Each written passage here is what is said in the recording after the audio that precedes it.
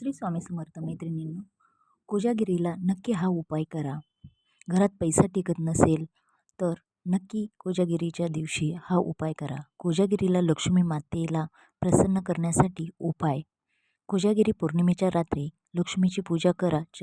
चंद्रप्रकाशात खीर ठेवा आणि ती प्रसाद म्हणून वाटून खा.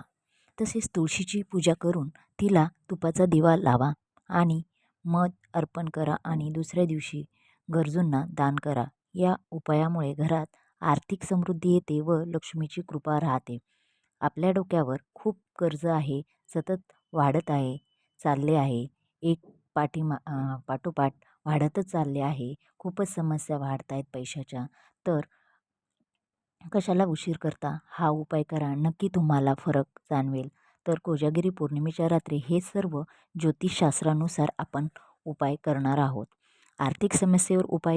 कोजागिरी पौर्णिमेच्याच दिवशी चंद्र हा 16ही कलाने फुललेला असतो. त्यामुळे त्याला कोजागिरी पौर्णिमेला खूप खास असतो. त्यामुळे तर बरेच लोक या पौर्णिमेला खूप खास असे मानतात. ही लक्ष्मी मातेची सर्वात आवडती तिथी आहे. ग्रंथामध्ये काय उपाय आहे तर कोजागिरी पौर्णिमेला रात्री जागं राहून माता लक्ष्मी मातेची पूजा करावी. याने कधीही आपल्याला दारिद्र्यता येत नाही. माता लक्ष्मी समोर तुपाचा दिवा प्रज्वलित करायचा व माता लक्ष्मी समोर 16 वेळेस श्री सूक्त पठण करावे.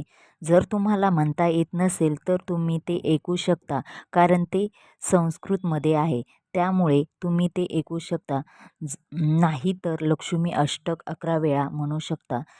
यामुळे देखील आपले दारिद्र्य नष्ट होते. जर लक्ष्मी सूक्त म्हणायचे असेल तर ते तुम्ही 16 वेळेस म्हणावे व महालक्ष्मी अष्टक म्हणायचे असेल तर ते 11 वेळेस म्हणू शकता.